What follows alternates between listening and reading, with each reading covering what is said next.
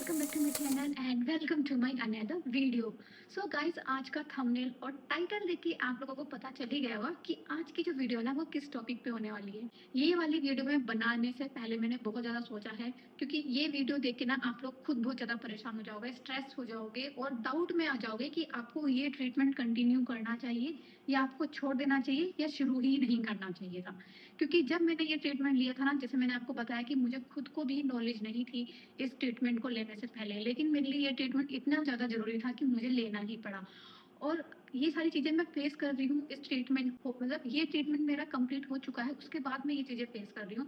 तो मुझे लगता है कि मुझे आप लोगों से ज़रूर से शेयर करना चाहिए, ताकि आप लोग समझ पाएँ कि आपको ये ट्रीटमेंट करना चाहिए या नहीं लेना चाहिए। ये सारा आपके ऊपर रहेगा डिसीज़न।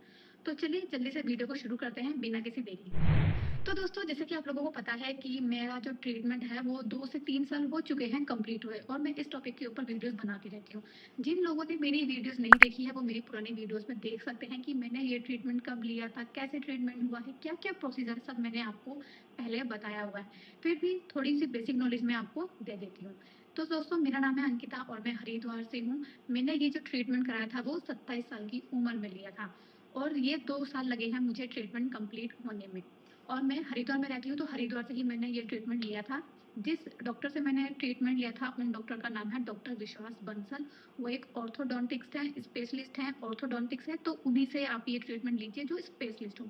ये मैं इसीलिए मेंशन करती हूँ क्योंकि मैंने पहले एक बार ये ट्रीटमेंट लिया था और वो स्पेशलिस्ट नहीं थे, तो मुझे काफ़ी ज़्यादा परेशानियों का सामना करना पड़ा। और मेरे 4 दाँतों का एक्सट्रैक्शन हुआ है, 2 ऊपर के और 2 नीचे के दाँतों का।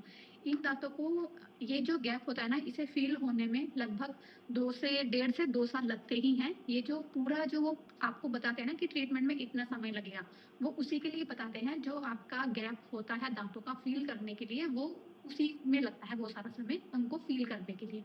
और ज़रूरी नहीं है कि एक्सट्रैक्शन हो ही। एक्सट्रैक्शन आपके दाँतों के ऊपर डिपेंड करता है। अगर आपके दाँतों में स्पेस नहीं है पीछे जाने के लिए, तभी आपके दाँतों को निकाला जाता है। और हाँ, पूछा जाता है कि ये आप कौन-सी एज में ट्रीटमेंट करा सकते हो, तो कोई भी एज में आप ट्रीटमेंट ले सकते हैं। डिपेंड करता है आपकी गम्स की हेल्थ के ऊपर कि आपके दाँतों की हेल्थ कैसी है, उसके ऊपर डिपेंड करता है। और जैसे मैंने आपको बताया, मैंने 27 साल की उम्र में ये ट्रीटमेंट लिया था। उससे पहले भी मैंने लिया था जब मैं 23-24 साल की थी, लेकिन वो सक्सेसफुल नहीं रहा, इसलिए मुझे ये दोबारा कराना पड़ा।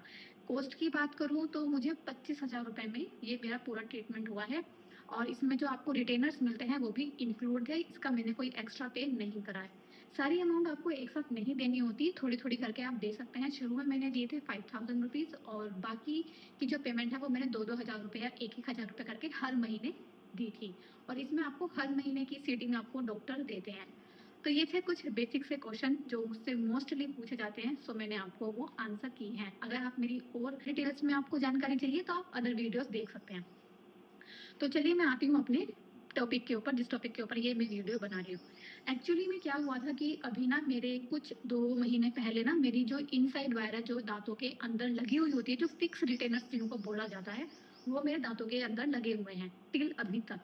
सो जैसे मैं कुछ खा रही थी, तो वो हो सकता है जो जिस चीज़ से वो वायर फिक्स की जाती है वो रिमूव हो गई हो, क्योंकि काफ़ी 2 साल मैंने आपको बताया हो चुका है। तो वो हो सकता है कि हट गई हो, तो वो वायर निकल गई। सो मैंने पहले उसको ऐसे ही फिक्स करने की कोशिश की, पर वो नहीं हुई, क्योंकि वो एक तार होता है, तो वो ऐसे ही फिक्स नहीं हो सकता, और इवन आपको प्रॉब्लम भी बहुत ज़्यादा हो जाती है क्योंकि वो चुभने लगती है आपकी।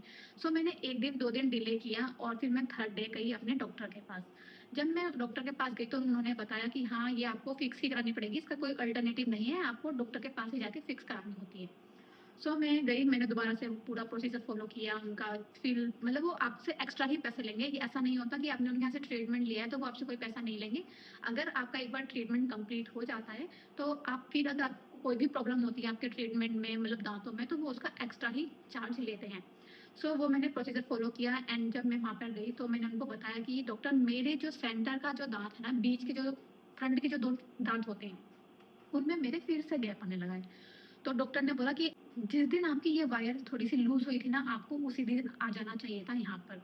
क्योंकि जो हमारे फ्रंट के दाँत होते हैं ना, उसमें सबसे पहले गैप आना शुरू हो जाता है। यानी कि जो सबसे ज़्यादा सेंसिटिव होता है ना, वो हमारे सेंटर के टीथ होते हैं, कि इनमें अगर आप ज़रा-सा भी लापरवाही बरतेंगे, कि आप फिक्स रिटेनर्स भी नहीं लगा रहे हो, और आप जो आपको मिलते हैं एक्टिव रिटेनर्स वो भी नहीं लगा रहे हो, तो आपके दाँतों में गैप आना शुरू हो जाता है। और मैं इतनी ज़्यादा परेशान हो गई थी, तो मैंने उनसे पूछा कि क्या डॉक्टर मुझे फिर से ब्रेसेस लगाने पड़ेंगे? उन्होंने कहा नहीं, ब्रेसेस नहीं लगवाने पड़ेंगे, लेकिन आपको जो ये रिमूवेबल जो आपके रिटेनर्स हैं, वो आपको अब दिन में भी लगाने हैं और रात को भी लगाने हैं। और वो मैं क्योंकि पहले से ही कर रही थी, क्योंकि मुझे लग रहा था कि गैप आना शुरू हो गया है, तो मैं दिन में भी लगा रही थी।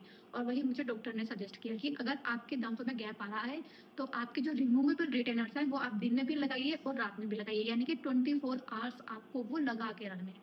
सिर्फ जब आप कुछ खा पी रहे हो, तभी उनको निकाल सकते हो, या आप ब्रश कर रहे हो तब आप उनको निकाल सकते हो।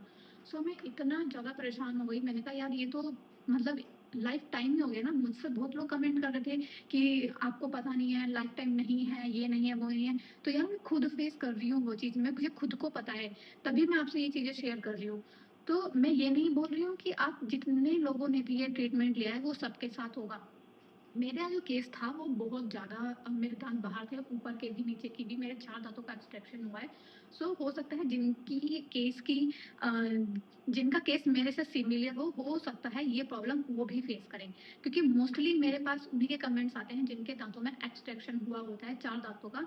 तो ऑब्वियसली बात है कि उनके भी दाँत मेरी तरह ही होंगे ऑलमोस्ट, तभी उनके 4-4 दाँतों का एक्सट्रैक्शन हो रहा है। तो हो सकता है कि उनको भी ये प्रॉब्लम फेस हो जो मैं कर रही हूँ। तो मैं ये खुद ये सोच रही हूँ कि अब ये जो चीज़ है ना, ये आप लोग भी फेस कर सकते हो। तो ये आप लोगों के ऊपर है कि आप ये चीज़ करवाना चाहते हो या नहीं।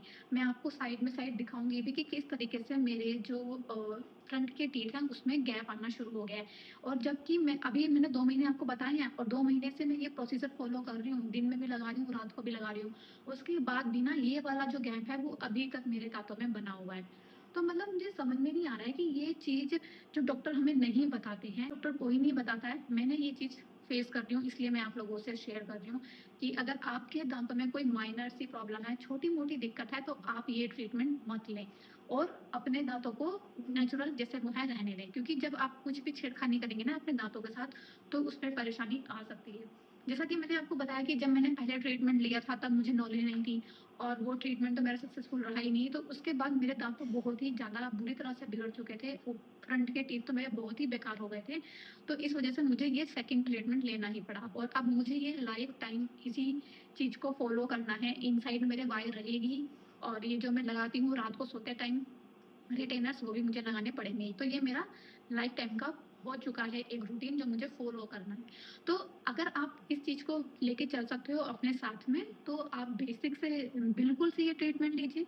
अगर आप नहीं करना चाहते हैं कोई इस तरह की दिक्कत, तो आप मत लीजिए। ये सारा डिसीज़न आपके ऊपर है, क्योंकि मुझसे काफ़ी लोग पूछते हैं कि आप बताइए हम क्या करें? आप बताइए हम क्या करें? तो ये सारा डिसीज़न ना दोस्तों आप लोगों का है, इसमें मैं आपकी कोई हेल्प नहीं कर सकती। आप लोगों को देखना है कि आप इस चीज़ को किस हद तक आप झेल सकते हो।